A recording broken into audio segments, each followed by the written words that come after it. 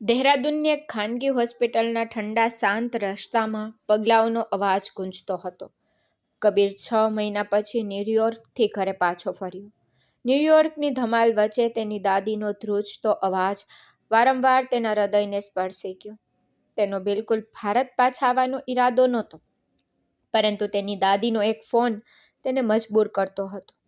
કબીર ફક્ત તેની દાદી માટે દહેરાદૂનથી આવતો અને થોડા દિવસો તેમના જૂના ગામડાના ઘરે વિતાવતો. તે ઉપરાંત તેને કોઈની સાથે વધુ વાત કરવાનું પસંદ નહોતું. તેની દાદીનો ઉદાસ સ્વર, તેના શ્વાસમાં હિચકી અને તેણીની વિનંતીઓ કે તે એકવાર તેને મળવા આવે, આ ખૂબ જ હેરાન કરનારી વિનંતી તેને ન્યૂયોર્કમાં શાંતિ મેળવવાથી રોકી રહી હતી. તેથી તેને તેના વતન ભારત પાછા આવવાની ફરજ પડી. પરંતુ તેણે ક્યારેય કલ્પના કરી નહોતી કે ભાગ્ય તેને એવી જગ્યાએ લઈ જશે જ્યાં તેનું હૃદય એક ક્ષણ માટે બંધ થઈ જશે અને તેનું જીવન કાયમ માટે બદલાઈ જશે. તેને જીવવાનું એક નવું કારણ મળી જશે. કબીર હોસ્પિટલમાંથી પસાર થઈ રહ્યો હતો. તેના હાથમાં તેની દાદીની દવાઓની યાદી હતી. તેની નજર તેના મોબાઈલ ફોન પર હતી.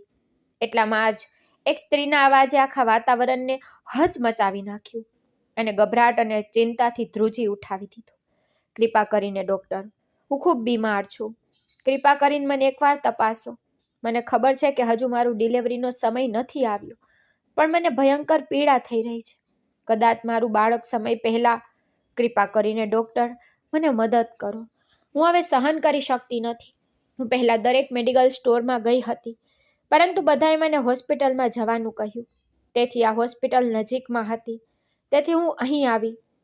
જો કે હું જાણું છું કે આ એક મોટી ખાનગી હોસ્પિટલ છે, પણ અહીં થોડી માનવતા હશે ને. તેથી કૃપા કરીને મને મદદ કરો, નહીંતર હું મરી જઈશ. આ સાંભળીને કબીરના પગલાં અચાનક થંભી ગયા. સ્ત્રીનો અવાજ એટલો પીડાદાયક હતો કે તે બીજું પગલું ભરી શક્યો નહીં. થોડે દૂર એક નર્સ ઊભી હતી, પરંતુ તેના અવાજમાં કડકતા હતી અને તેની આંખોમાં નફરત હતી. છતાં કબીરે વિચાર્યું, કદાચ નર્સ સ્ત્રીને મદદ કરશે. પરંતુ નર્સના શબ્દોએ તો તેને આશ્ચર્યચકિત કરી દીધો, કારણ કે તેણીએ કહ્યું કે હું ડૉક્ટર નથી અને અહીં ફક્ત કાયદેસર બાળકોની જ જવાબદારી લેવામાં આવે છે. પણ તું એક બાળકને ગર્ભમાં લઈને ફરે છે જેના પિતા કોણ છે તે તને ખબર નથી. મને કે તારો પતિ ક્યાં છે? તને શું લાગે છે કે તું તારા પતિ વગર અહીં આવીશ અને અમે તારી ડિલિવરી કરાવીશું? ના, એવું ક્યારેય નહીં થાય. હવે અહીંથી નીકળી જા, કારણ કે આ કોઈ રસ્તાની હોસ્પિટલ નથી. તો પહેલાં તારા પતિને લાવ, પછી તારી સારવાર કરાવ. આ સાંભળીને કબીરે આઘાતમાં ઉપર જોયું. એક ગર્ભવતી સ્ત્રી તેની સામે હાથ જોડીને ઊભી હતી. તેની આંખોમાંથી આંસુ વહી રહ્યા હતા. તે ધ્રુજી રહી હતી. તેના ઊભા રહેવામાં પણ તકલીફ પડી રહી હતી. તેના ઉપર નર્સનું વર્તન ખૂબ જ કઠોર હતું. પછી રડતા રડતા ગર્ભવતી સ્ત્રીએ કહ્યું કે કૃપા કરીને નર્સ, મારી વાત સાંભળો. મારું બાળક ગેરકાયદેસર નથી. હું પરિણીત છું. જો કે મારો પતિ અત્યારે મારી સાથે નથી. હું એકલી છું, પણ આ બાળક કાયદેસર છે. મને અત્યારે ભયંકર પેટમાં દુખાવો થઈ રહ્યો છે. હું મરી જઈશ. કૃપા કરીને મને મદદ કરો. તમે અહીં નર્સ સ્ટાફ છો, તેથી તમારા ડૉક્ટરને કહો. તે ચોક્કસપણે મારી વિનંતી સાંભળશે. કૃપા કરીને મને આટલી મદદ કરો. પ્રિયાના અવાજમાં સત્યનું દર્દ દબાયેલું હતું. તેની આંખો ધીમે ધીમે બંધ થવા લાગી. કબીરની લાચારીએ કબીરનું હૃદય રક્તવાગ્રસ્ત કરી દીધું. કબીરનું હૃદય ધબકતું રહ્યું અને તેને એક વિચિત્ર અસ્વસ્થતાનો અનુભવ થયો. થોડી ક્ષણો માટે તે હલનચલન કરી શક્યો નહીં. તેને તેની દાદીની દવા લેવા માટે હોસ્પિટલના ઉપરના માળે જવું પડ્યું. પણ એવું લાગ્યું કે કોઈ અજાણ્યા ભાઈએ તેને પકડી લીધો હતો. તેણે ધીમે ધીમે છોકરી તરફ એક પગલું ભર્યું. તેના ચહેરાને નજીકથી જોતાં જ તેનો શ્વાસ બંધ થઈ ગયો. તેનું હૃદય એક ક્ષણ માટે ધબકતું બંધ થઈ ગયું. તેને લાગ્યું કે કોઈએ તેની છાતી પકડી લીધી. તે છોકરી બીજી કોઈ નહીં, પર પ્રિયા હતી. એ જ પ્રિયા જેની સાથે કબીરે 6 મહિના પહેલાં લગ્ન કર્યા હતા. પરંતુ તે લગ્ન કબીરની જીદ અને વાસનાનું પરિણામ હતું. તેણે તેમના લગ્નની રાત્રે પ્રિયા પર અત્યાચાર કર્યો. પ્રિયાએ રડતા વિનંતી કરી, પરંતુ કબીરે સાંભળવાનો ઇનકાર કર્યો. પછી સવારે તે પ્રિયાને તેના માતા પિતાના ઘરે છોડી ગયો અને ન્યૂયોર્ક જવા રવાના થઈ ગયો. કબીરે પ્રિયાના રડવા, તેની લાચારી, તેના આંસુઓને અવગણ્યા હતા. અને આજે પણ તે એવો જ છે. પ્રિયા, તેના બાળકની માં પીડાથી તરપતી હતી. હોસ્પિટલમાં નર્સ પાસે મદદ માટે ભીખ માંગતી હતી. કબીર એક પ્રખ્યાત ઉદ્યોગપતિ હતો જે ન્યૂયોર્કમાં પોતાની કંપની ચલાવતો, પરંતુ તેનું બાળક જેનો જન્મ પણ થયો નહોતો તે તેની માં સાથે દરદરની ઠોકર ખાતો હતો અને ઊભો પ્રિયાને પીડાથી બેવડી હાલતમાં જોઈ રહ્યો હતો. તેના પેટ પર હાથ રાખીને તેનો ચહેરો નિસ્તેજ હતો. તેની આંખો નીચે કાળા વર્તુળો હતા. તેની પીઠ નબળાઈથી વળેલી હતી અને કબીરનું હૃદય તૂટી રહ્યું હતું.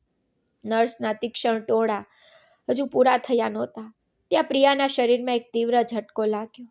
અચાનક તેની ચીસો હવામાં ગુંજવા લાગી. તે દિવાલ સાથે ઝૂકી ગઈ, પેટ પકડીને બેસી ગઈ. તેના કપાળ પર પરસેવાના મણકા ચમકવા લાગ્યા. તેના હોઠ સફેદ થઈ ગયા અને તેની આંખોમાં ઊંડો દુખાવો દેખાઈ રહ્યો હતો. પ્રિયાને એક શબ્દથી વિદાય આપવા માંગતી નર્સ ક્ષણભર માટે ચોંકી ગઈ, પરંતુ તેની બગડતી હાલત જોઈને તે પણ ભયભીત થઈ ગઈ. તે જ સમયે કબીર એક ઊંડા સ્વપ્નમાંથી જાગી ગયો હોય તેવું લાગ્યું. તે તરત જ ભાનમાં આવ્યો, પ્રિયા તરફ દોડ્યો. તે ઈચ્છતો હોત તો ભાગી શકતો હતો, પણ પોતાના બાળક માટે તે પાછળ હટ્યો નહીં. પર પ્રિયાને સહારો આપે તે પહેલા જ પ્રિયાની આંખો બંધ થઈ ગઈ. તેનું શરીર શિથિલ થઈ ગયું અને તે બેભાન થઈ ગઈ. આ જોઈને કબીરનું હૃદય ધ્રુજી ગયું, પણ બીજી ક્ષણે તેણે પ્રિયાને પોતાના હાથમાં ઉપાડી લીધી. તેનું હૃદય એટલું જોરથી ધબકતું હતું કે જાણે તે હમણાં બંધ થઈ જશે. પછી તેણે ગુસ્સાથી નર્સ તરફ જોયું અને બૂમ પાડી, નર્સ જાઓ અને તાત્કાલિક કોઈ મહિલા ડોક્ટરને બોલાવો, નહીંતર હું તમને છોડીશ નહીં. આટલા લાંબા સમયથી એક છોકરી તમારી સામે પીડાથી તરપતી રહે છે, મદદ માટે ભીખ માંગી રહી છે, અને તમે કાયદેસર અને ગેરકાયદેસરની વાતમાં ફસાઈ ગયા છો. તો યાદ રાખો, જો મારી પત્નીને કંઈ થાય તો હું તમને જીવવા નહીં દઉં. કબીરના દેખાવ અને તેના ગુસ્સાથી નર્સ ગભરાઈ ગઈ. કબીરના આવા સ્વરથી ખબર પડી કે તે કોઈ સામાન્ય માણસ તો નથી. તેથી એક પણ શબ્દ બોલ્યા વિના નર્સ ફરી અનેક મહિલા ડોક્ટરને બોલાવવા દોડી ગઈ. કબીર પ્રિયાને પોતાના હાથમાં પકડીને ઇમરજન્સી રૂમ તરફ દોડી ગયો. તે રાહ જોવાના મૂડમાં નહોતો. પ્રિયાના સ્વાસ્થ્ય સાથે કોઈ પણ કિંમતે સમાધાન કરવા તૈયાર નહોતો. દરેક પગલા પર તેનું હૃદય ધબકતું હતું.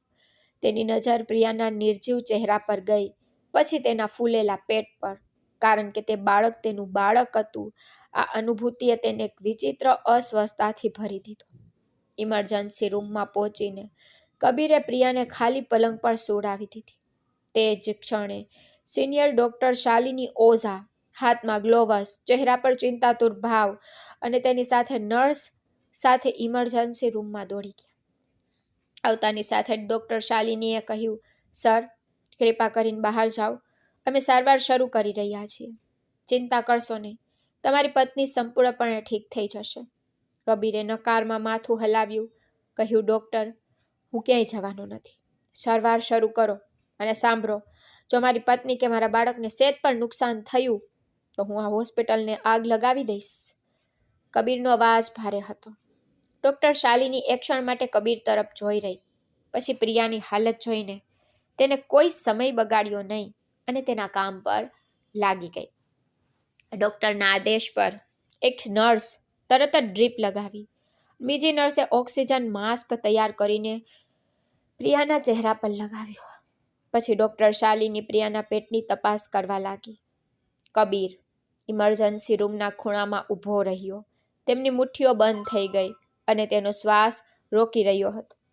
ભલે તે ત્યાં તેની દાદીની દવાઓ લેવા આવ્યો હતો, પણ તેને ખબર નહોતી કે આ હોસ્પિટલ તેને 6 મહિના પાછળ લઈ જશે. ન્યૂયોર્ક ગયા પછી તે પ્રિયાને સંપૂર્ણપણે ભૂલી ગયો હતો. તેના મનમાં એક પણ વિચાર નહોતો આવ્યો, પરંતુ હવે કબીરે દરેક ક્ષણ પ્રિયાના ચહેરા તરફ જોઈ રહ્યો હતો. પ્રિયા ખૂબ જ નબળી દેખાતી હતી અને તેની હાલત ફક્ત કબીરને કારણે હતી, અને તે સમયે તે તેની સાથે નહોતો. આ અનુભૂતિ તેને અફસોસમાં ડૂબાડી રહી હતી. થોડા સમય પછી કબીર રૂમમાંથી બહાર આવ્યો અને હોસ્પિટલના કોરિડોરમાં બેચેનીથી દોડવા લાગ્યો. લગભગ 1 કલાક પછી ઇમરજન્સી રૂમનો દરવાજો ખુલ્યો અને ડોક્ટર શાલિની બહાર આવી. તેની પાછળ નર્સ પ્રિયાને ધાબળાથી ઢાંકી રહી હતી. કબીર ઝડપથી ડોક્ટર પાસે ગયો અને પૂછ્યું, ડૉક્ટર, તે કેવી છે? તેને શું થયું? કબીર ત્યારે ખૂબ જ બેચેન હતો. આ જોઈને ડૉક્ટર શાલિનીએ ઊંડો શ્વાસ લીધો. પછી કહ્યું, સાહેબ, બાળકનો આવવાનો હજુ સમય નથી, પણ તેની હાલત વધુ ખરાબ થઈ ગઈ છે. ખોરાક પાણીના અભાવે અને નબળાઈને કારણે તેનું શરીર સહેજ પણ દુખાવો સહન કરી શકતું નહોતું. આ સાંભળીને કબીરની આંખોમાં વેદના છલકાઈ ગઈ. પછી તેણે તરત જ પૂછ્યું, ડૉક્ટર, શું કોઈ ખતરો છે? મા અને બાળક બંને ઠીક છે? ડૉક્ટર શાલિનીએ સહેજ માથું હલાવ્યું અને કહ્યું, હાલમાં તેની હાલત સ્થિર છે, પરંતુ એક નાની ઉંમરની ગર્ભવતી સ્ત્રી હોવાથી જોખમ વધારે છે. જો માનસિક તાણ કે શારીરિક અસ્વસ્થતા વધુ ખરાબ થાય તો બાળક ગુમાવી શકાય છે અને માનો જીવ જોખમમાં મુકાઈ શકે છે. આટલું કહ્યા પછી ડૉક્ટર થોડીવાર માટે થોંભ્યા. પછી ગંભીર બનીને તેણે પૂછ્યું, બાય ધ વે, તમારો તેની સાથે શું સંબંધ છે? કબીરે તેની આંખો નીચી કરી અને ધીમેથી જવાબ આપ્યો, તે મારી પત્ની છે. તેનો સ્વર થોડો ધીમો પડી ગયો. પછી ડૉક્ટર શાલિનીએ કહ્યું, સર, વાંધો નહીં, પણ તમારે હવે તમારી પત્નીની વધુ કાળજી લેવી પડશે, કારણ કે તે હજુ નાની છે અને મા બનવાની છે, જે તેના માટે યોગ્ય સમય નથી. તેથી જ અત્યારે પણ તે તણાવ કે કોઈ પણ આઘાત સહન કરવાની સ્થિતિમાં નથી. જો તે તણાવમાં આવશે તો મા અને બાળક બંનેના જીવ જોખમમાં મુકાઈ શકે છે. આ સાંભળીને કબીર ચૂપ થઈ ગયો. તેનું હૃદય લાગણીથી સળગી ગયું. તેના કાર્યોની સજા તેના ખંભા પર ભારે પડી. તે ફક્ત પ્રિયાના પતિ જ નહોતા, પણ તે આ સ્થિતિમાં લાવનારા આઘાતનું મુખ્ય કારણ પણ હતો. પરંતુ હવે કદાચ તેમના માટે તેમની પત્ની અને બાળકની સંભાળ રાખવાનો સમય હતો. આ પછી ડૉક્ટર શાલિની ચાલ્યા ગયા, પરંતુ કબીર બહાર શાંતિથી બેઠો. સમય ધીમે ધીમે પસાર થતો ગયો. 3 કલાક વીતી ગયા અને હોસ્પિટલના સફેદ પ્રકાશ, ઇમરજન્સી રૂમની ઠંડક અને શાંતિ વચ્ચે કબીરના પગલાં ધીમે ધીમે પ્રિયાના રૂમ તરફ આગળ વધતા ગયા. દરેક પગલા સાથે તેનું હૃદય કોઈ અજાણ્યા ભારથી દબાયેલું લાગ્યું. તે નક્કી કરી શકતો નહોતો કે અંદર જવું કે નહીં. આ સ્થિતિમાં તે પ્રિયાનો સામનો કેવી રીતે કરશે? તેણીને શું જવાબ આપશે? તેના હૃદયમાં ઘણા બધા પ્રશ્નો ઉભરી રહ્યા હતા, પણ તેને ગમે તેમ કરીને અંદર જવું હતું. તેથી કબીરે હિંમત ભેગી કરી અને રૂમમાં પ્રવેશ કર્યો. રૂમમાં થાક, ઉદાસી અને શાંતિનો ઊંડો અહેસાસ છવાઈ ગયો. પ્રિયા પલંગ પર નિર્જીવ પડી હતી. તેનો ચહેરો નિસ્તેજ હતો. તેની આંખો નીચે કાળા ઘેડા હતા. તેના હોઠ સુકાઈ ગયા હતા અને તેનું પેટ ફૂલી ગયું હતું.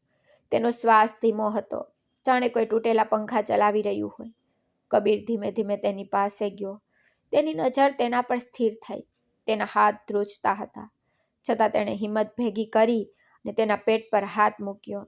અચાનક તેની આંખો ચમકી ગઈ અને તેના શરીરમાં વીજળીનો લહેર દોડી ગયો. તે સ્પર્શ કબીરની અંદર કંઈક તૂટી ગયું હોય તેવું લાગ્યું.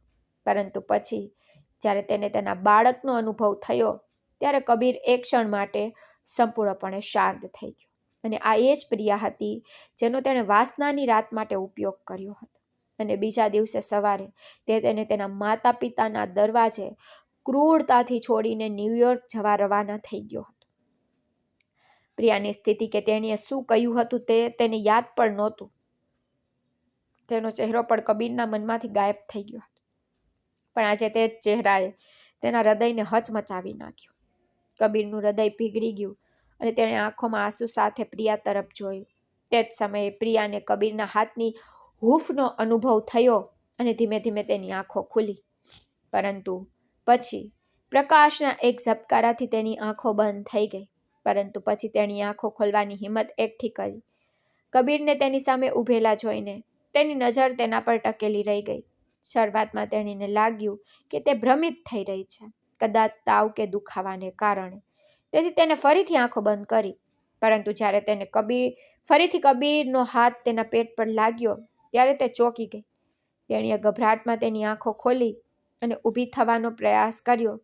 તે મૂંઝવણમાં હતી. વિચારતી હતી કે આ કેવી રીતે થઈ શકે.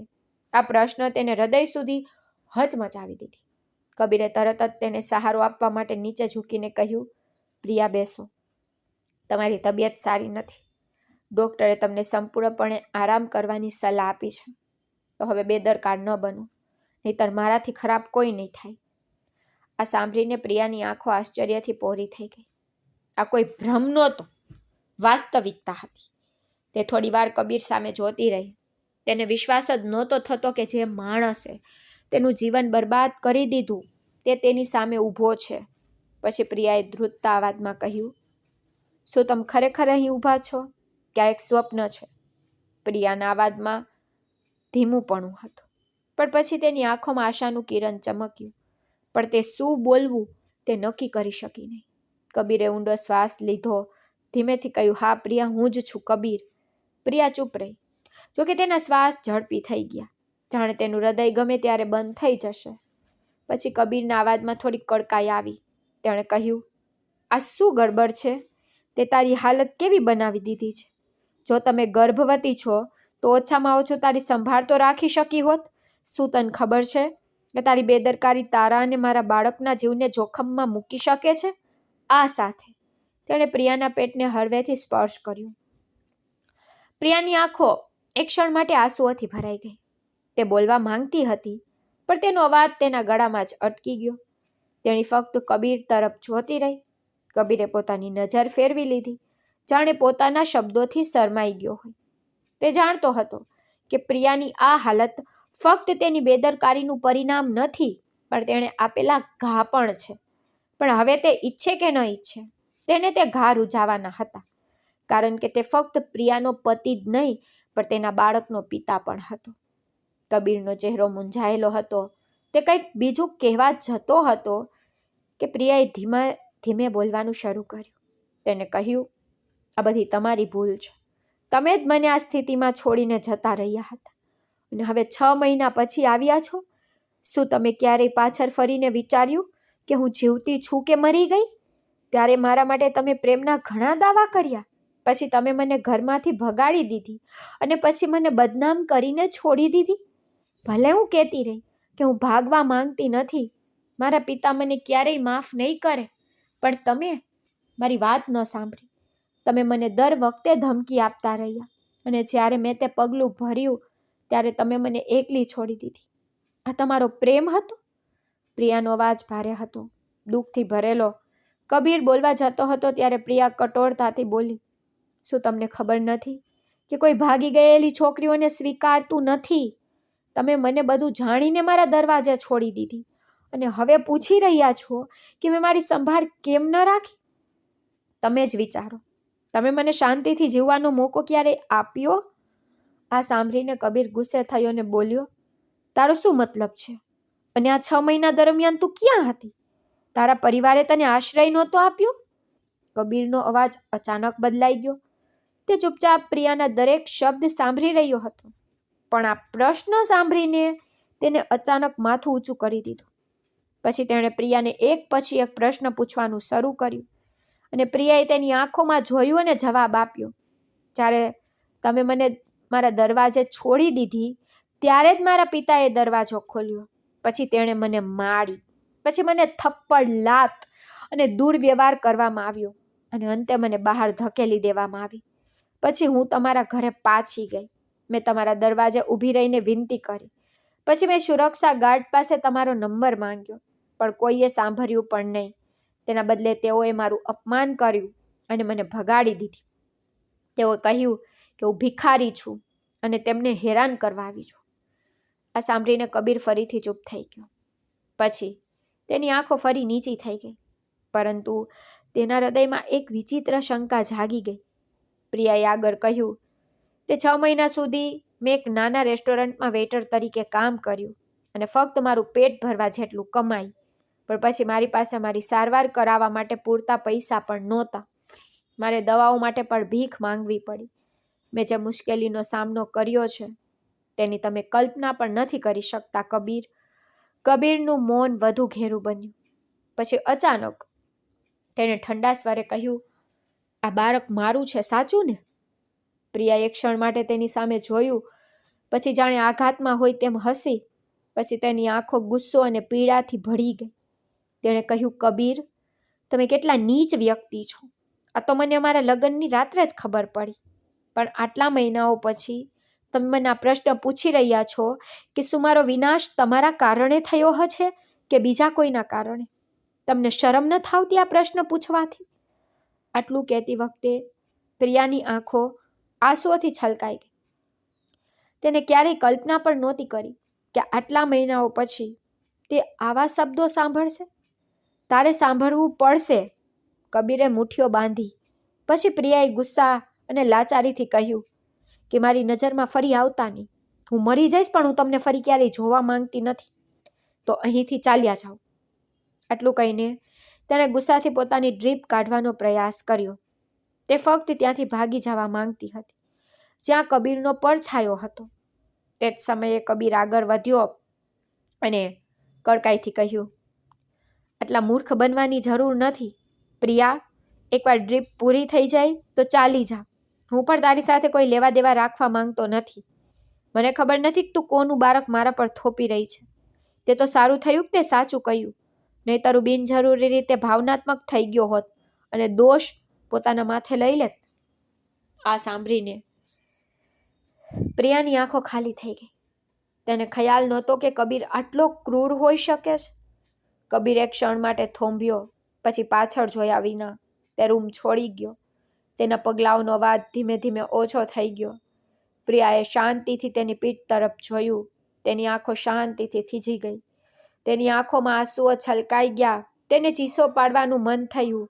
ના કબીર, આ ફક્ત તમારું બાળક છે. જો તમે ઈચ્છો તો DNA ટેસ્ટ કરાવો.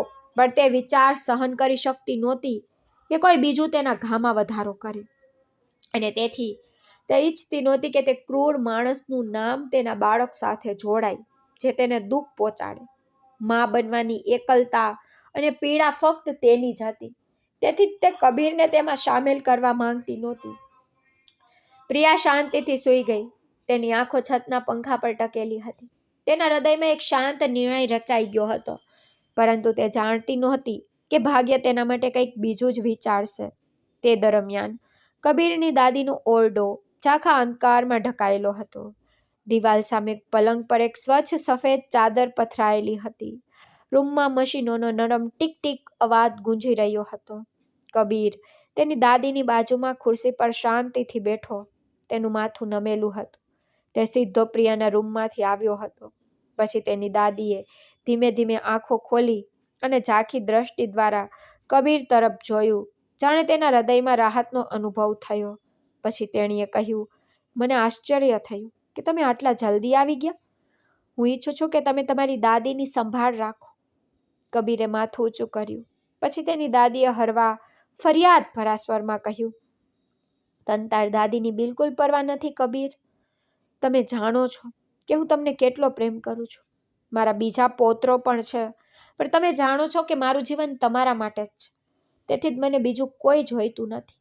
મને ફક્ત મારો પૌત્ર કબીર જોઈએ છે. પણ તમને તમારી દાદીની બિલકુલ પરવા નથી. હું જીવું કે મરું? કબીરની દાદીએ ફરિયાદી સ્વરમાં કહ્યું. આ સાંભળીને કબીરે તેની નજર નીચી કરી. પછી તેણે તેની દાદીના હાથ તરફ જોયું, જે વૃદ્ધાવસ્થાની કરટલીઓથી ઢંકાયેલા હતા. તે તેની દાદીને હંમેશાની જેમ સાંત્વના આપવા અને તેને ગળે લગાવવા માંગતો હતો. તેની બધી ફરિયાદો ધોઈ નાખવા માંગતો હતો. પરંતુ પ્રિયા સાથે જે બન્યું તેનાથી તેની હિંમત તૂટી ગઈ. તેથી તે કંઈ બોલી શક્યો નહીં.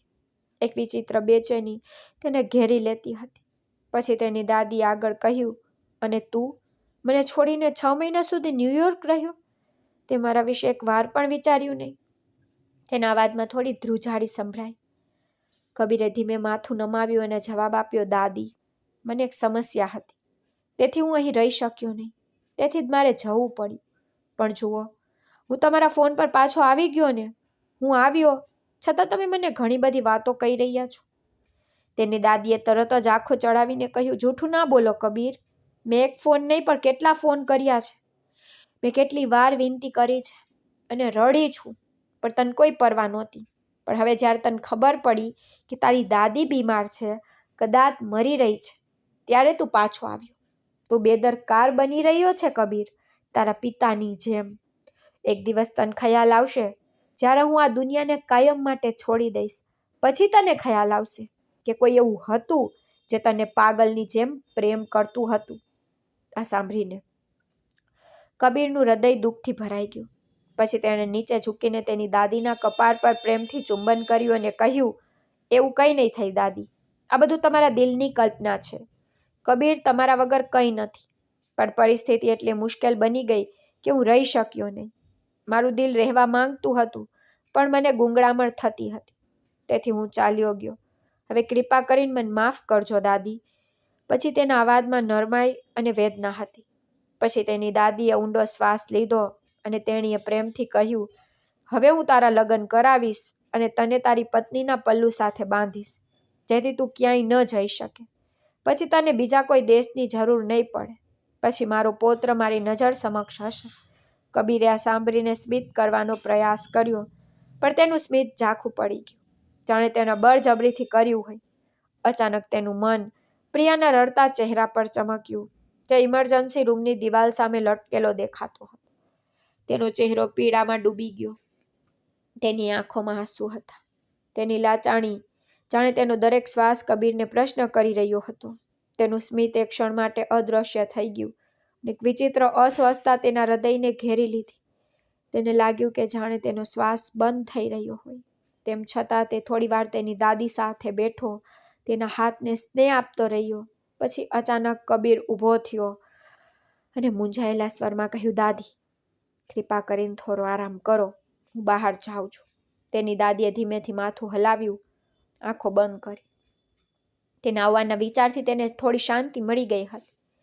બસ કબીર ધીમે ધીમે રૂમમાંથી બહાર નીકળી ગયો. પણ હવે પ્રિયાનો અવાજ તેના મનમાં ગુંજતો રહ્યો. તમે મને બરબાદ કરી નાખી કબીર. તે જાણતો હતો કે પ્રિયા જૂઠું બોલી રહી નથી, કારણ કે તે ભોળી હતી અને હંમેશા તેને બધું કહી દેતી, અને આ બાળક તેનું જ હતું. કબીર ધીમે ધીમે આ સમજી રહ્યો હતો અને તેણે તેના પર શંકા કરીને ભૂલ કરી હતી. તે આ પણ સમજી ગયો, પણ હવે તે તેના બાળકનું જીવન તો બરબાદ કરવા માંગતો નહોતો. પ્રિયાના શબ્દો કે તમે મને બરબાદ કરી નાખી કબીર, કબીરના મનમાં વારંવાર ગુંજતા રહ્યા. તે ઝડપથી પ્રિયાના રૂમ તરફ ચાલ્યો. જ્યારે તે અંદર ગયો ત્યારે પલંગ ખાલી હતો. ખાલી પલંગ જોઈને તેનું હૃદય ધબકતું બંધ થઈ ગયું હોય તેવું લાગ્યું. તેની આંખો ચોંકી ગઈ. તેણે રૂમમાં આસપાસ જોયું, પણ પ્રિયા ક્યાંય દેખાતી નહોતી. તેને લાગ્યું કે તેનું હૃદય ફાટી જશે, જાણે જો તે તેને નહીં મળે તો કંઈક ભયંકર બની જશે. તે તરત જ રૂમમાંથી બહાર નીકળી ગયો. પસાર થતી નર્સને પૂછ્યું, અહીં દાખલ થયેલી છોકરી ક્યાં ગઈ? મને જલ્દી કહો. નર્સે પહેલા કબીર તરફ નજર કરી અને તેના સ્વરથી તેને ઓળખી લીધો. પછી તેણીએ કહ્યું, મેડમ તો ચાલી ગયા છે. જ્યારે તે જતી હતી ત્યારે તેણીએ કહ્યું કે તમે તેનું બિલ ચૂકવી દેશો. કબીરે ચોંકીને પૂછ્યું, તે ક્યારે ગઈ? કેટલો સમય થયો? તેણે આસપાસ નજર નાખી. નર્સે માથું હલાવ્યું અને કહ્યું, તે તો હમણાં જ ગઈ છે. તે કદાચ પાર્કિંગમાં હશે. શું વાત છે સર? બધું બરાબર તો છે? આ સાંભળી જવાબ આપ્યા વિના કબીર ઝડપથી પાર્કિંગ તરફ દોડ્યો, કારણ કે તે ક્ષણે તે ફક્ત પ્રિયાને રોકવા માંગતો હતો. જેનું સ્વાસ્થ્ય સારું નહોતું, તેના પગલાઓની ગતિ તેના હૃદયના ધબકારા સાથે ગૂંચવાઈ ગઈ હતી. એક વિચિત્ર અસ્વસ્થતા તેને પકડી રહી હતી, જાણે કંઈક છીનવી લેવાનું હોય. તે જાણતો હતો કે તેણે પ્રિયા પર આરોપ લગાવ્યો છે અને તે તેને બેવફા કહી રહ્યો છે, પરંતુ પ્રિયાની આંખોમાં છુપાયેલું સત્ય હજુ પણ તેના દિલમાં ગુંજતું હતું. તેના કટાક્ષ ભર્યા શબ્દો હવે કબીરની છાતી પર બોજ બની ગયા હતા. પાર્કિંગમાં પહોંચીને કબીરે આસપાસ નજર નાખી. થોડે દૂર પ્રિયા દિવાલ સાથે સહારો લેતી ધીમે ધીમે અને થાકેલા પગલાંથી બહાર નીકળી રહી હતી. તેને જોઈને કબીરે રાહતનો ઊંડો શ્વાસ લીધો, જાણે તેને પોતાનો સૌથી કિંમતી ખજાનો મળી ગયો. કારણ કે પ્રિયા ખરેખર કિંમતી હતી, કારણ કે તે તેના બાળકની માં હતી. તો તે તેને કેવી રીતે જવા દેતો? તે જ સમયે કબીર ઝડપથી પ્રિયા પાસે ગયો. તેનો હાથ પકડીને તેને પોતાની તરફ ખેંચી, જેનાથી પ્રિયા ગભરાઈ ગઈ અને તેની આંખો મોટી થઈ ગઈ. કબીરે કડકાઈથી પૂછ્યું, તું ક્યાં જઈ રહી છે? પ્રિયાએ તેનો હાથ દૂર કરવાનો પ્રયાસ કર્યો, પણ નિષ્ફળ ગઈ. પછી કઠોર સ્વરમાં તેણીએ કહ્યું, તમારે આનાથી શું લેવા દેવા? તમે જ મને કહી દીધું કે આ બાળક કોઈ બીજાનું છે અને તમારી પત્ની હોવા છતાં મેં ખોટું કર્યું છે. શું તે એવું કહ્યું નથી? કબીરે તેની તરફ ધ્યાનથી જોયું. પછી તેને કહ્યું, મેં જે પૂછ્યું તેનો જવાબ આપ. મારી સામે બકવાસ ન કર. તે જાણી જોઈને કરકસર અપનાવતો હતો, જેથી તે પ્રિયાને પોતાની સાથે રાખી શકે. પ્રિયા તેના કઠોર પ્રભાવશાળી સ્વરથી ગભરાઈ ગઈ. પછી માથું નમાવીને તેણીએ ધીમેથી કહ્યું, હું હોસ્ટેલમાં રહું છું. કબીરે કરકાઈથી જવાબ આપ્યો, પણ તું હવે ત્યાં નહીં રહે. આ મારો આદેશ છે અને તું હવે મારી સાથે રહેશે. મારી દાદી અહીં દાખલ છે, તેના રૂમમાં આવ. તો હવે તારે હોસ્ટેલમાં રહેવાની જરૂર નથી. આ સાંભળીને પ્રિયાની આંખો આશ્ચર્યથી પોળી થઈ ગઈ. તેણે ટોણો માર્યો, તમે મારી આટલી બધી ચિંતા કેમ કરો છો? જ્યારે તમે આ બાળકને ભૂલનો ઢગલો કહો છો, તો પછી તમે મારી ચિંતા કેમ કરો છો? હું મારા બાળક અને મારી સંભાળ રાખી શકું છું.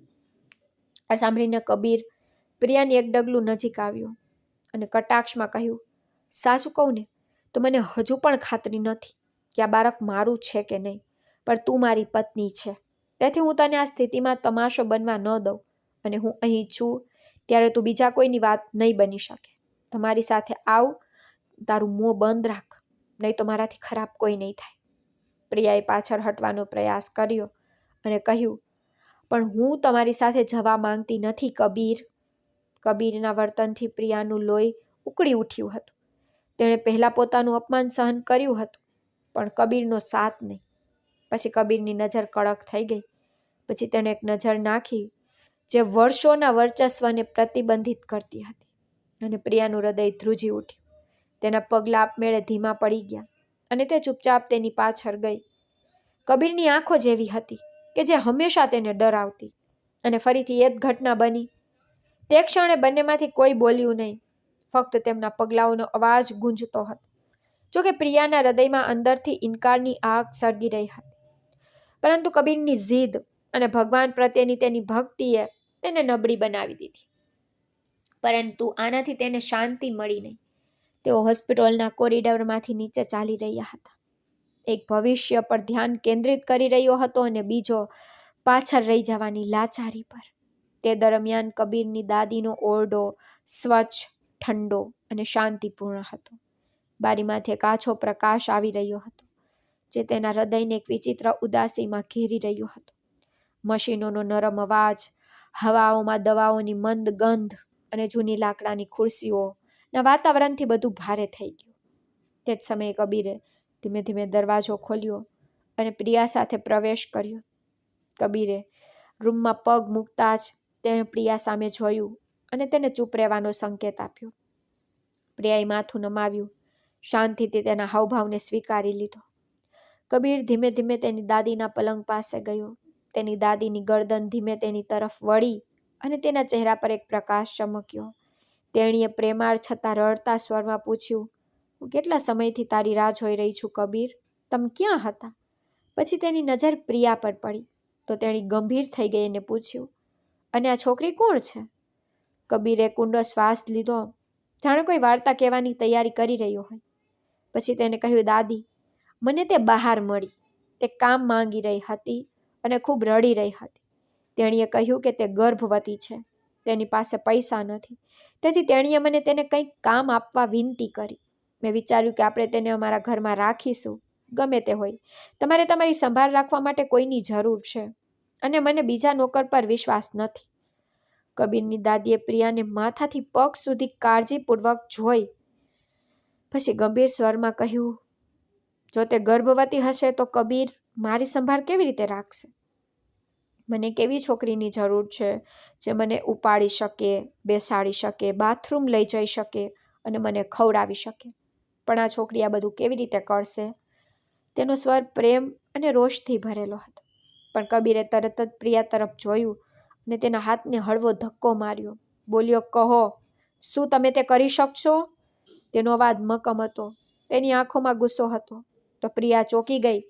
તેને તેની આંખો નીચી કરી અને પછી નરમ અવાજમાં તેણીએ કહ્યું, હા દાદી, હું બધું કરીશ, ચિંતા કરશો નહીં, તમે મારાથી ખૂબ આરામદાયક અનુભવશો. કબીરની દાદીએ પ્રિયા તરફ ધ્યાનથી જોયું, પછી ઈશારો કર્યો, તો ઠીક છે, તો પછી અહીં આવો. પ્રિયાએ ધીમેથી કબીરની પકડમાંથી પોતાને મુક્ત કરી અને તેની દાદીની બાજુમાં બેઠી. કબીરની દાદીએ હળવેથી તેના વાળ પર હાથ ફેરવ્યો. તેની આંગળીઓમાં માતૃત્વની હૂંફ હતી. પછી તેણીએ કહ્યું, દીકરી, તું ખૂબ નાની છે. તારો પતિ ક્યાં છે?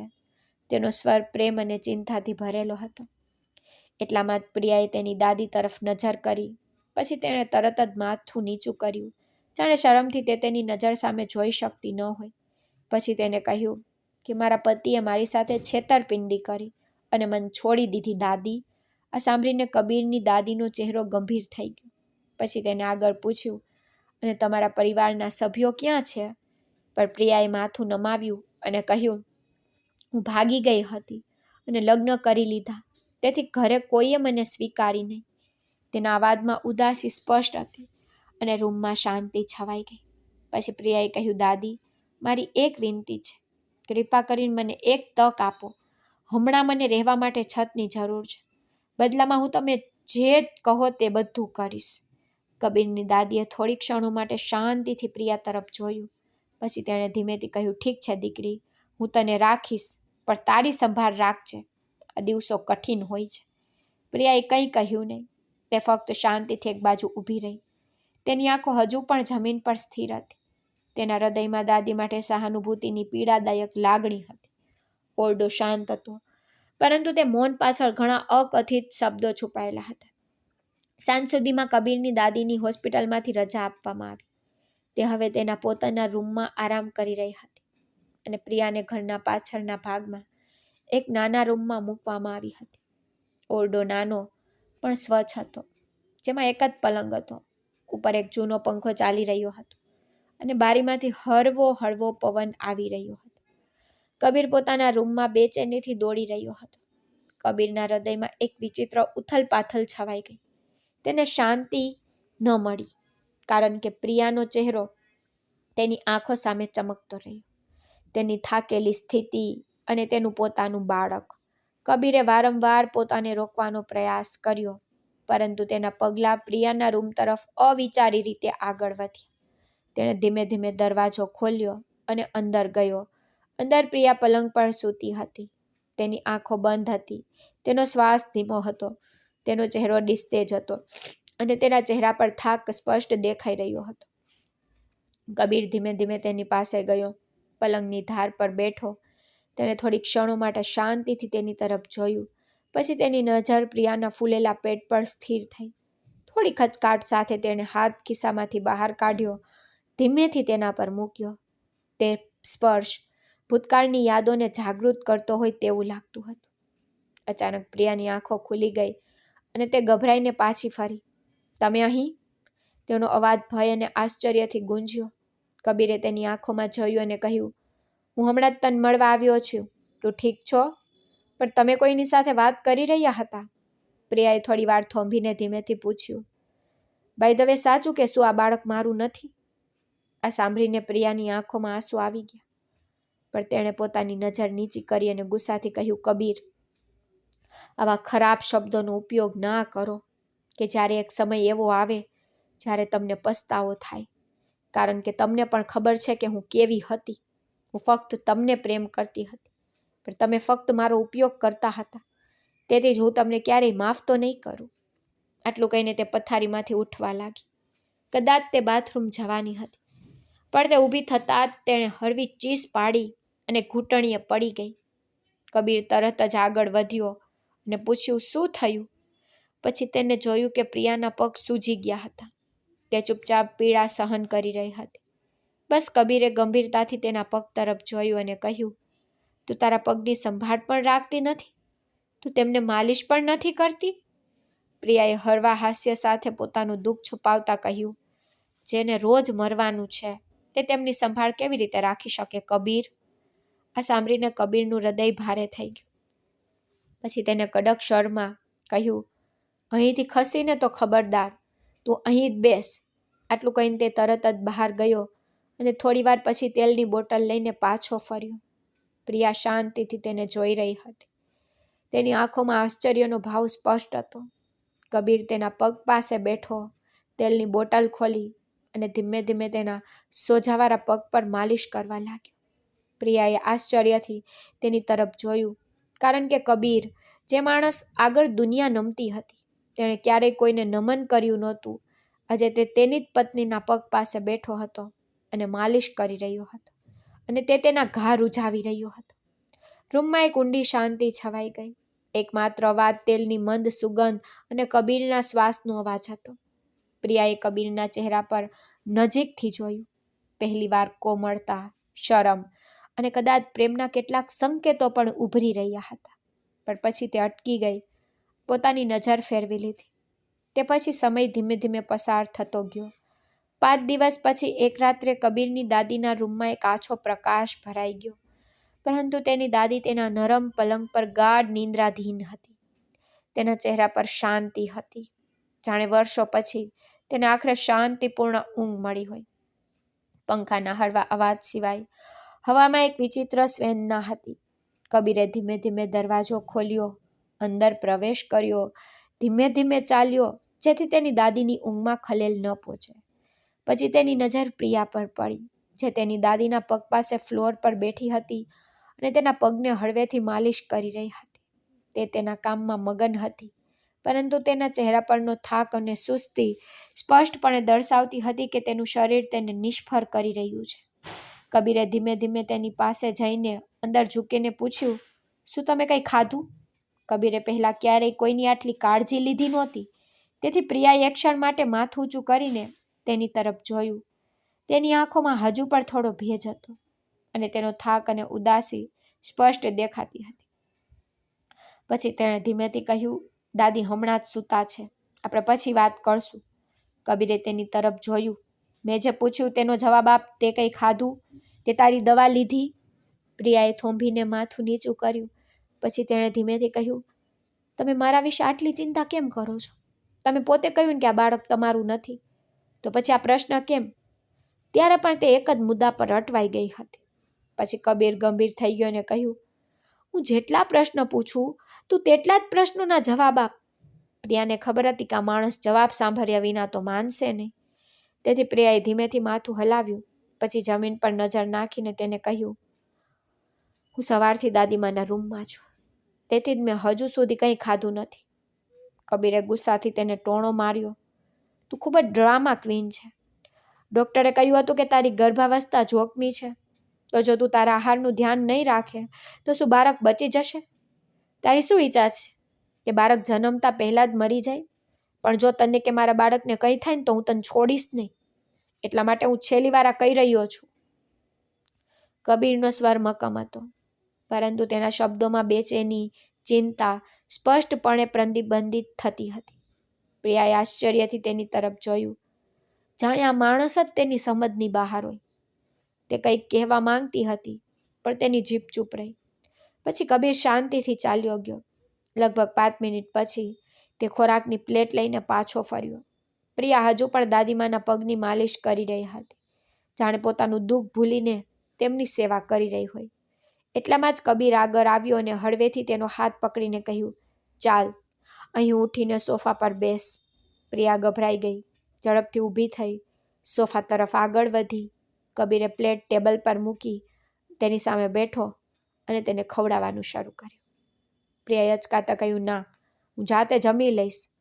તો કબીરે તેના પર કડક નજર નાખી અને કહ્યું, તારું મોં ખોલ. જો તું વધારે બોલીને તો. તેથી પ્રિયા ચૂપ થઈ ગઈ. પછી ધીમે ધીમે મોં ખોલીને કબીરે પહેલો કોળિયો તેના મોંમાં મૂક્યો. ક્ષણો પસાર થઈ અને તે તેને પોતાની હાથથી ખવડાવતો રહ્યો. પ્રિયાએ વારંવાર તેની નજર નીચે કરી, પરંતુ ક્યારેક ક્યારેક તે તેના ચહેરા પર એક નજર નાખતી. તેના હાથની ગતિ, તેના કપાળ પરની સેજ કરટલીઓ, બધું અલગ હતું અને પ્રિયાને તે ગમતું હોય તેવું લાગતું હતું. પછી તેને ઇનકાર કર્યો કે બસ, મને હવે મારું પેટ ભરાઈ ગયું છે. કબીરે તેને ધીમેથી અવગણીને કહ્યું, જ્યાં સુધી પ્લેટ ખાલી ન થાય ને ત્યાં સુધી તું ઉઠીશ નહીં. પ્રિયાએ શાંતિથી ખાવાનું ચાલુ રાખ્યું. પછી રૂમનો ઝાંખો પ્રકાશ, તેનો સ્પર્શ અને તે ક્ષણ પ્રિયાને બધું સ્વપ્ન જેવું લાગ્યું. તે સમયે પહેલીવાર તેને કબીરના વર્તનમાં ફેરફારનો અનુભવ થયો. પછી કબીર પહેલીવાર તેની પત્નીની નબળાઈથી હચમચી ગયો. 2 મહિના પછી એક દિવસ રસોડામાં ઝાંખો પ્રકાશ હતો.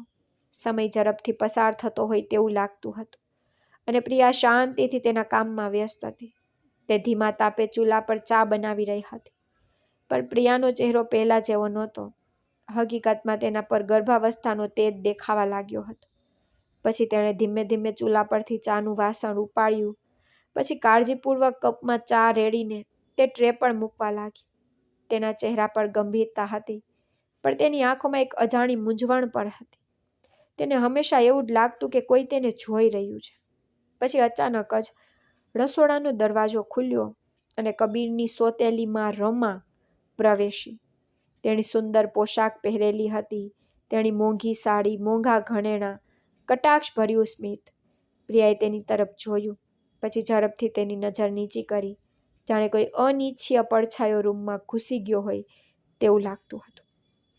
રમાએ તેને માથાથી પગ સુધી જોયું અને તેને ટોણો માર્યો. બાય ધ વે, મને એક વાત કે, કબીરનો શું વાંક છે? આ સાંભળીને પ્રિયાના હાથ ત્યાં જ અટકી ગયા. પછી તેણે ધીમે ધીમે હાથું ઊંચું કરીને કહ્યું, કંઈ નહીં. તે મારા માલિક છે અને હું તેની નોકરાણી.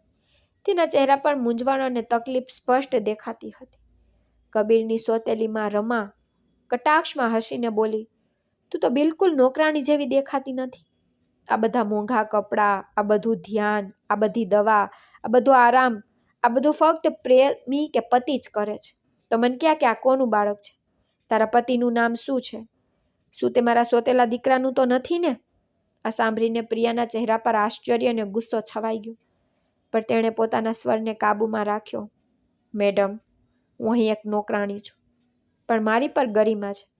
તેથી તમે મારા પર આવો આરોપ લગાવી શકતા નથી અથવા આવા અભદ્ર શબ્દોનો ઉપયોગ કરી શકતા નથી. રમાનો ચહેરો ગુસ્સાથી લાલ થઈ ગયો. પછી તેને કહ્યું, તું અસભ્ય છોકરી, તું મારી સામે દલીલ કરી રહી છે. રાજો, હું હમણાં જ તારી સારવાર કરીશ. તેણીએ તેનો હાથ ઊંચો કર્યો જ હતો ત્યાં જ એક મજબૂત હાથે પાછળથી તેનો હાથ પકડી લીધો. પ્રિયાએ પાછળ ફરીને જોયું તો તે બીજું કોઈ નહીં પણ કબીર હતો. તેના ચહેરા પર કડક હાવભાવ અને તેની આંખોમાં ગુસ્સો દેખાયો. તેણે રમાનો હાથ પાછળ ધકેલી દીધો. એક ડગલું આગળ વધ્યો અને તીવ્રતાથી કહ્યું, તમે કયા હકથી તેના પર હાથ ઊંચો કરવાનો પ્રયાસ કર્યો?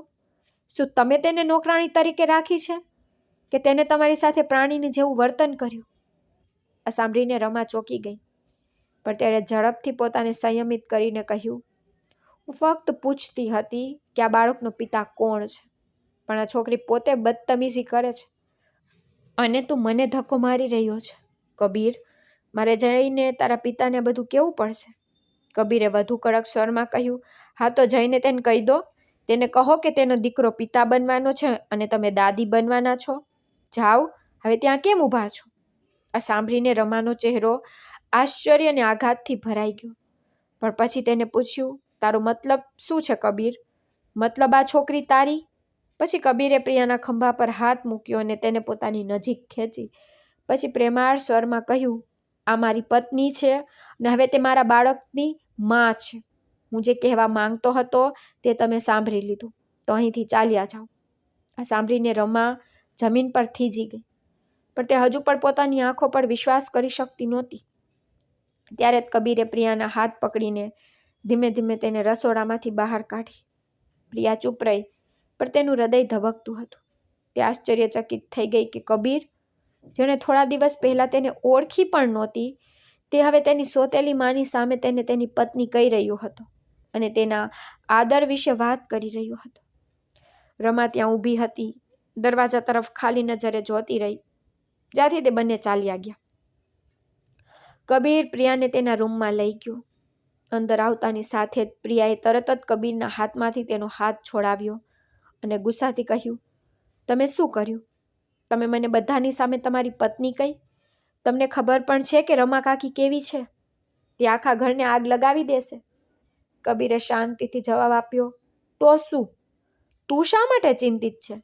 તારે તો ખુશ થવું જોઈએ કે મેં તને મારી પત્ની કહી અને તારા બાળકને મારા પોતાના તરીકે સ્વીકાર્યું. આ સાંભળીને પ્રિયા થોડી વાર ચૂપ રહી. પછી તેણે ધીમેથી કહ્યું, હા હું ખુશ છું, પણ તમે ખૂબ જલ્દી નિર્ણય લીધો. હવે આ ઘરનું, આ લોકોનું, તમારા પિતાનું, બધાનું શું થશે? કબીર થાકીને પલંગ તરફ ચાલ્યો ગયો અને બેઠો બોલ્યો, હું કંઈ કરવા માંગતો નથી અને હું અહીં લાંબા સમય સુધી રહેવાનો પણ નથી. આ સાંભળીને ચિંતામાં રહેલી પ્રિયા તેની બાજુમાં બેઠી અને કહ્યું, કબીર, શું થયું છે? મને કંઈક કહો. તમે ખૂબ જ ઉદાસ દેખાવ છો અને એ જ મને વધુ તણાવમાં મૂકી રહ્યું છે. કબીરે પ્રિયાનો ચહેરો પોતાના હાથમાં પકડ્યો. પ્રેમથી તેને જોઈને કહ્યું, બસ શાંત રહે, બિલકુલ ચિંતા ના કર, નહીતર તારા સ્વાસ્થ્ય પર અસર પડશે. બધું સારું થઈ જશે, ચિંતા ના કર. તેની આંખોમાં ઊંડી ગંભીરતા હતી. પછી થોડી વાર મૌન રહ્યા પછી તેને કહ્યું, તને ખબર છે પ્રિયા, મેં ઘણા સમય પહેલાં નક્કી કર્યું હતું કે જ્યારે સમય આવશે ત્યારે હું બધાને સત્ય કહીશ. જો મેં બાળકના જન્મ પછી સત્ય કહ્યું હોત તો બધું વધુ ખરાબ થઈ ગયું હોત. રમા આંટી હંમેશા દરેક વાતમાં સામેલ રહે છે, તે દખલ જ કરતી રહે છે. તેથી જ મેં આજે તેને સ્પષ્ટ કહી દીધું. તો હવે જે પણ થાય આપણે જોઈ લેશું. આટલું કહ્યા પછી તે એક ક્ષણ માટે થોંભ્યો. પછી તેણે ધીમેથી કહ્યું, ભગવાનનો આભાર, મારો પોતાનો વ્યવસાય અને ફ્લેટ છે, તેથી આપણે અહીં રહીશું નહીં. આપણે આપણા ઘરમાં શાંતિથી રહીશું. આ સાંભળી પ્રિયાએ ખચકાટ સાથે કહ્યું, પણ શું તમને ખબર છે કે તમારા પિતા કેવા છે? આ સાંભળીને કબીરનો ચહેરો કડક થઈ ગયો.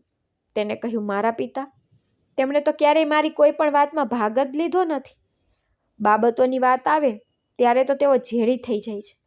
તેથી જ તો મેં ક્યારેય તેમની પાસેથી કંઈ માંગ્યું નથી કે તેમના નિર્ણયો સ્વીકાર્યા નથી. અને તમે જાણો છો કે હું આ બાળક વિશે શા માટે આટલો ચિંતિત છું. કારણ કે હું નથી ઈચ્છતો કે મારા બાળકને પણ એવું જ નુકસાન થાય જે મેં સહન કર્યું છે. તેના બદલે હું મારા બાળકને પ્રેમ કરવા માંગુ છું, તેને તે ખુશી આપું જે મને મારી મા પાસેથી ક્યારેય મળી નથી અને જે મારા પોતાના પિતાએ મને ક્યારેય આપી નથી. આ સાંભળીને પ્રિયાની આંખો ઝૂકી ગઈ. પછી તે ચૂપચાપ કબીરની લાગણીઓ સાંભળી રહી હતી. કબીરે ઊંડો શ્વાસ લીધો. ધીમેથી કહ્યું, પ્રિયા, મને ખૂબ શરમ આવે છે, કારણ કે મેં તને ખૂબ દુઃખ આપ્યું. તને એકલી છોડી ન્યૂયોર્ક જતો રહ્યો.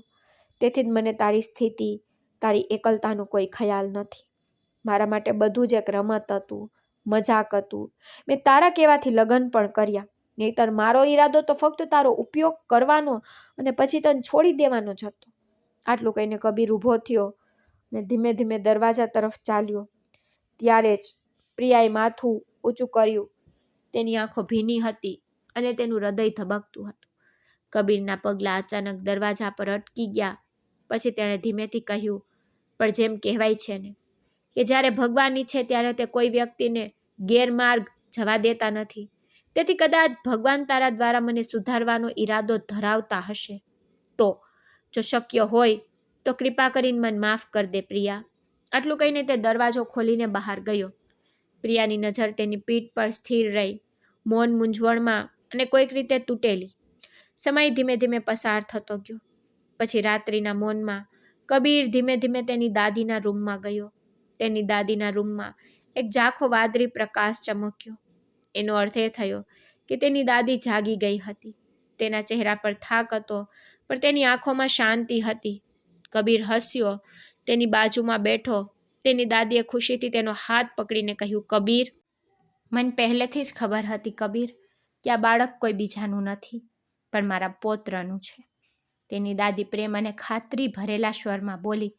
કબીર કંઈ બોલી શકે તે પહેલાં તે ફરીથી બોલી, કબીર, જે રીતે તું તે છોકરીનો હાથ પકડીને મારા રૂમમાં લાવ્યો, જે રીતે તું તેના વિશે ચિંતા કરતો હતો અને જે રીતે તું તેની સંભાળ રાખતો હતો, કબીર, આ બધું જોઈને એક મા અને દાદી બધું સમજે છે. તેથી જ મને પણ તે દિવસે ખાતરી થઈ ગઈ કે તે છોકરી તારી પત્ની છે અને તે બાળક તારું પોતાનું છે. તેથી જ તો મેં તેને અહીં રહેવા દીધી. આ સાંભળીને કબીરની આંખો નીચે થઈ ગઈ. પછી તેને કહ્યું, દાદી, મેં ખૂબ મોટી ભૂલ કરી. મેં તેને એકલી છોડી દીધી. ભલે હું જાણતો હતો કે તેનો પરિવાર તેને સ્વીકારશે નહીં. તો હવે મને ખબર નથી કે મારા પાપનું પ્રાયશ્ચિત કેવી રીતે કરું. મને ખબર નથી કે આ ગુનામાંથી પોતાને મુક્ત કરવા માટે કયો રસ્તો અપનાવું. મને ખૂબ શરમ આવે છે દાદી. આ સાંભળીને તેની દાદીએ તેના માથા પર પ્રેમથી હાથ ફેરવ્યો અને કહ્યું, મારા કબીર, મારી જાન, તે જે કર્યું તે ખૂબ ખોટું હતું, પણ તે તારી ભૂલ સ્વીકારી, તેને શોધી, તેને સહારો આપ્યો, તેનો આદર કર્યો. બસ દીકરા, તો હવે તારી જાતને દોષ ન આપ, કારણ કે આ બધું ભગવાનનો ખેલ છે અને મને ખાતરી છે કે તે છોકરી તને માફ કરશે. બસ ભગવાનને પ્રાર્થના કર કે તારી પત્ની અને તારા બાળકને સુરક્ષિત રાખે. કબીરે તેની દાદીની વાત શાંતિથી સાંભળી. પછી તેણે ધીમેથી કહ્યું, દાદી, હું બધી વિધિઓ સાથે ફરીથી લગ્ન કરવા માંગુ છું. હું બધાને કહેવા માંગુ છું કે પ્રિયા જ મારી પત્ની છે અને હું તેને ગર્વથી સ્વીકારવા માંગુ છું. આ સાંભળીને કબીરની દાદીની આંખો ખુશીથી ચમકી ઉઠી. પછી તેણે કહ્યું, શાબાશ દીકરા, હવે બધું બરાબર કરવાનો સમય છે. કબીરે પછી ધીમેથી પૂછ્યું, પણ દાદી, મારે મારા પિતા વિશે શું કરવું જોઈએ? તે ક્યારેય માનશે નહીં, તે ક્યારેય પ્રિયાને સ્વીકારશે નહીં. આ સાંભળીને તેની દાદીએ ઊંડો શ્વાસ લીધો. તેણીએ કહ્યું, દીકરા, બધું રાતોરાત તો થતું નથી, તેમાં સમય તો લાગે છે ને, પણ સત્ય હંમેશા જીતે છે. તેથી જો તમે સાચા હૃદયથી પ્રયાસ કરો તો ભગવાન દરેકના હૃદય બદલી નાખશે. હમણાં માટે ફક્ત તારી પત્ની સાથે ઊભો રહે. કબીરે તેની દાદી તરફ જોયું અને ઝડપથી તેને ગળે લગાવી લીધા. પછી તેણે કહ્યું, દાદી, મને મારા પિતા પાસેથી કંઈ જોઈતું નથી. તેથી જ હું આ ઘર છોડી રહ્યો છું, કારણ કે હું મારા બાળકને સારું ભવિષ્ય આપવા માંગુ છું. પણ જો હું અહીં રહીશ, જો મારું બાળક અહીં રહેશે, તો તેને ફક્ત નફરત અને ટોણા જ મળશે. એટલા માટે હું નથી ઈચ્છતો કે મારા બાળકને પણ મેં જે સહન કર્યું તે સહન કરવું પડે. તેની દાદીએ હસીને માથું હલાવ્યું અને કહ્યું, તો જા દીકરા, જો આ તારા માટે શ્રેષ્ઠ હોય તો જા, પણ કોઈ પસ્તાવો ન કર. બધું ભગવાનને સોંપી દે. તે પછી ઓરડો શાંત થઈ ગયો. ફક્ત દિવાલ પર ઘડિયાળનો ટીક-ટીક અવાજ બાકી રહ્યો. હમણાં માટે એક નિર્ણય, બદલાતો સમય અને એક નવી સફર શરૂ થવાની હતી. 1 મહિના પછી દહેરાદૂનની એક ખાનગી હોસ્પિટલની બહાર રાત્રિના પડછાયા ઘેરા થઈ ગયા હતા. ચારે બાજુ શાંતિ, પણ કબીરનું હૃદય તોફાનમાં ઘસી રહ્યું હતું. તે કોરિડોરની દિવાલ સામે ઝૂકીને નિર્જીવ ઊભો હતો. તેની આંખોમાં આંસુ હતા, ચહેરા પર ઉદાસી અને હૃદયમાં અસ્વસ્થતા. અંદર ઓપરેશન થિયેટરમાં પ્રિયાની ડિલિવરી ચાલી રહી હતી. જે છોકરી છેલ્લા કેટલાક મહિનાઓથી પીડા સિવાય કંઈ સહન જ કરી રહી નહોતી, તે હવે તેના બાળકને જન્મ આપી રહી હતી. કબીરની આંખો ઓપરેશન થિયેટરના બંધ દરવાજા પર ટકેલી હતી અને પછી તેની દાદીના શબ્દો કબીરના મનમાં ગુંજ્યા, તારી પત્ની તારા બાળકને જન્મ આપવાની છે, તો તેને તારા પ્રેમથી ભરી દે, કારણ કે જો તેને કંઈ થઈ જશે તો તું ક્યારેય પોતાને માફ નહીં કરી શકે. આ વિચારથી જ કબીરના પગલાં ધ્રુજી ગયા. તેણે હૃદયમાં ભગવાનને પ્રાર્થના કરી કે હે ભગવાન, મારા બાળકને સુરક્ષિત રાખ અને મારી પત્ની પ્રિયાને, તે તમારી ગુનેગાર નથી, હું તમારો ગુનેગાર છું.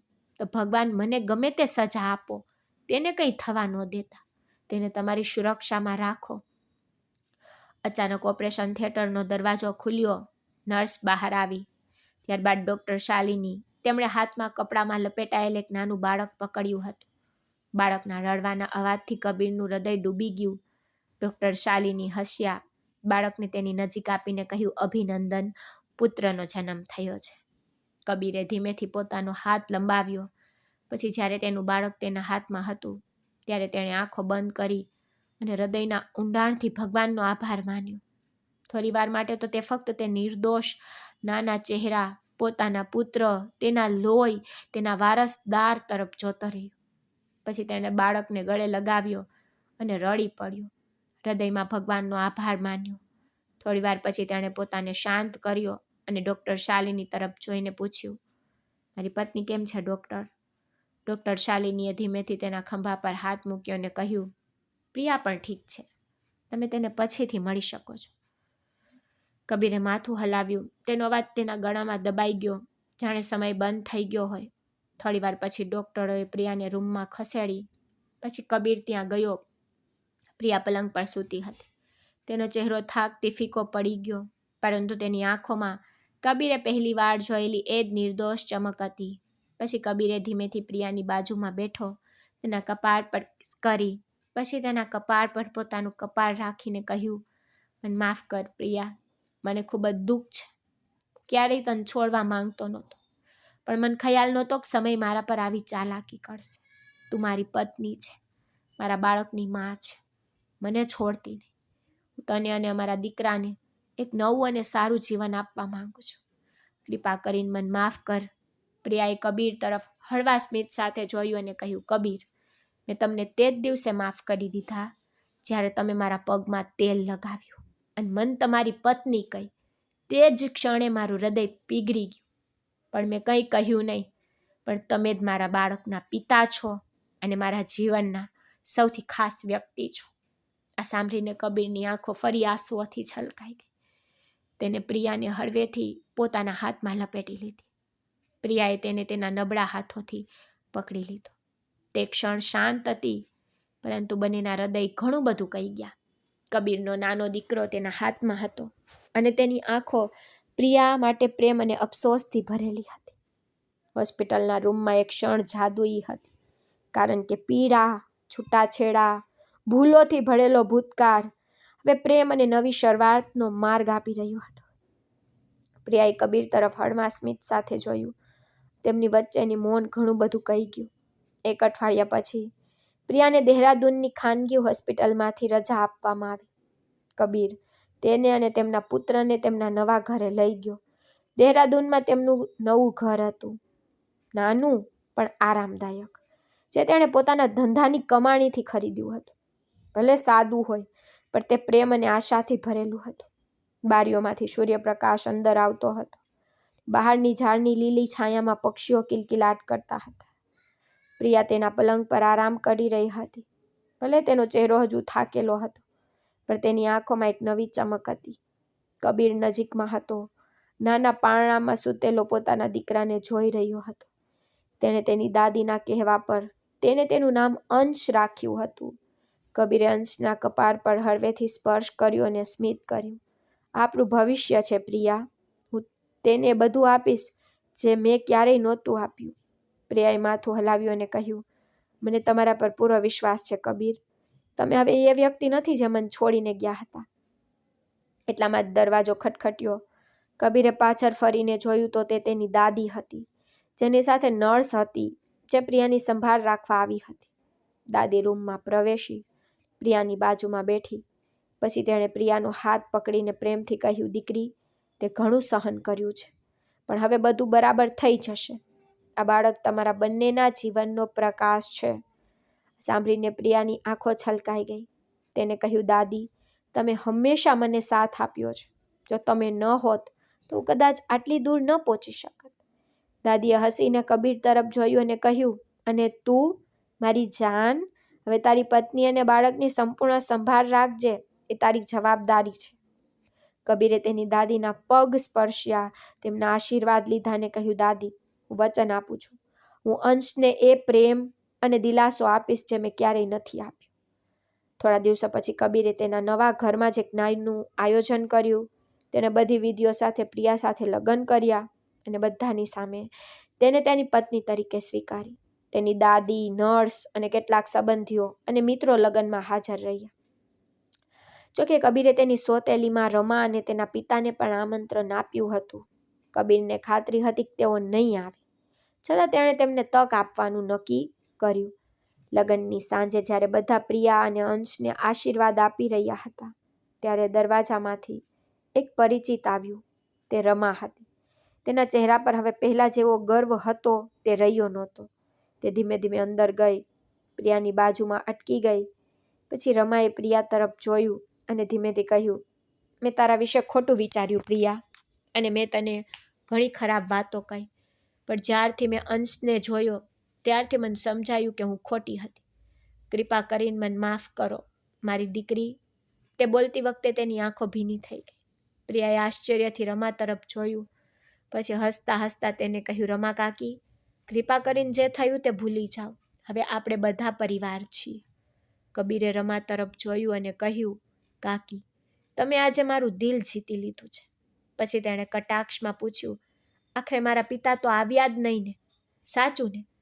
રમાએ જવાબ આપ્યો, એ સાચું નથી કબીર. તમારી દાદીને પૂછો, તે ગયા અઠવાડિયે જ ન્યૂયોર્ક જવા રવાના થયા હતા.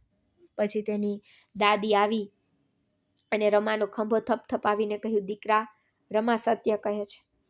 તે સાબિત કર્યું છે કે સત્ય હંમેશા જીતે છે, અને તે યોગ્ય સમયે યોગ્ય પગલું ભર્યું. તે રાત્રે ઘર ખુશીથી ભરાઈ ગયું. અંશનું હાસ્ય, કબીરની દાદીના આશીર્વાદ અને કબીર અને પ્રિયાનો પ્રેમ એક સુંદર સ્વપ્નમાં પરિવર્તિત થતો હોય તેવું લાગતું હતું. 6 મહિના પછી કબીર, પ્રિયા અને અંશ તેમના નવા ઘરમાં સંપૂર્ણપણે સ્થાયી થઈ ગયા હતા. કબીરનો વ્યવસાય સારો ચાલી રહ્યો હતો અને તેણે પોતાનું કામ ન્યૂયોર્કથી દહેરાદૂન ખસેડી લીધું હતું. પ્રિયા પહેલાં કરતાં વધુ મજબૂત અને ખુશ હતી. તેણીએ અંશની પણ સંભાળ રાખી હતી અને તેનો જૂનો શોખ ચિત્રકામ ફરી શરૂ કર્યું. એક સવારે કબીર અને પ્રિયા તેમના નાના બગીચામાં બેઠા હતા. અંશ તેમના ખોળામાં રમી રહ્યો હતો.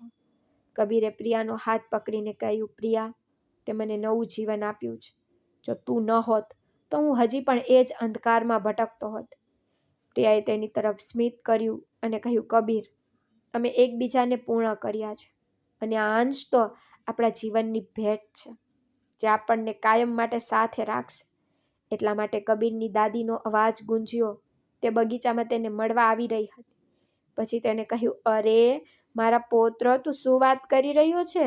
આ વૃદ્ધ દાદીને તો કંઈક કે. કબીર અને પ્રિયા સાંભળીને હસી પડ્યા. પછી કબીરે તેની દાદીને ખુરશી આપી અને કહ્યું, દાદી, હવે આપણું જીવન શાંતિ ભરેલું છે અને આ બધું તમારા આશીર્વાદને કારણે છે. પછી તેની દાદીએ અંશને ખોળામાં લીધો અને પ્રેમથી કહ્યું, દીકરા, તારી સત્યતાએ આ ઘરમાં શાંતિ લાવી છે, જે તે પ્રેમ અને હિંમતથી કમાયું છે. હવે બસ આ રીતે તમારા પરિવારની સંભાળ રાખો. સૂર્યના સૌમ્ય કિરણો બગીચામાં ફેલાઈ રહ્યા હતા. અંશનું હાસ્ય, કબીર અને પ્રિયાના પ્રેમ, દાદીના આશીર્વાદ, આ બધું એક સુંદર ચિત્ર દોરતું હતું. અને હવે કબીરનો ભૂતકાળ, તેની ભૂલો અને પ્રિયાની મુશ્કેલીઓ ફક્ત યાદો બની ગઈ, કારણ કે હવે તેમનું એક નવું શાંતિપૂર્ણ ભવિષ્ય હતું. તો મિત્રો, પ્રિયા અને કબીરની વાર્તા આપણને શીખવે છે કે ભૂલોમાંથી શીખીને જ અને પ્રેમ અને વિશ્વાસથી દરેક મુશ્કેલી દૂર કરી શકાય છે. તો મિત્રો, જો તમને પ્રિયા અને કબીરની આ વાર્તા ગમી હોય તો આ વિડીયોને લાઈક કરવાનું અને ચેનલને સબસ્ક્રાઈબ કરવાનું ભૂલશો નહીં. આપણે ફરી મળીશું એક નવી વાર્તામાં. ત્યાં સુધી બાય.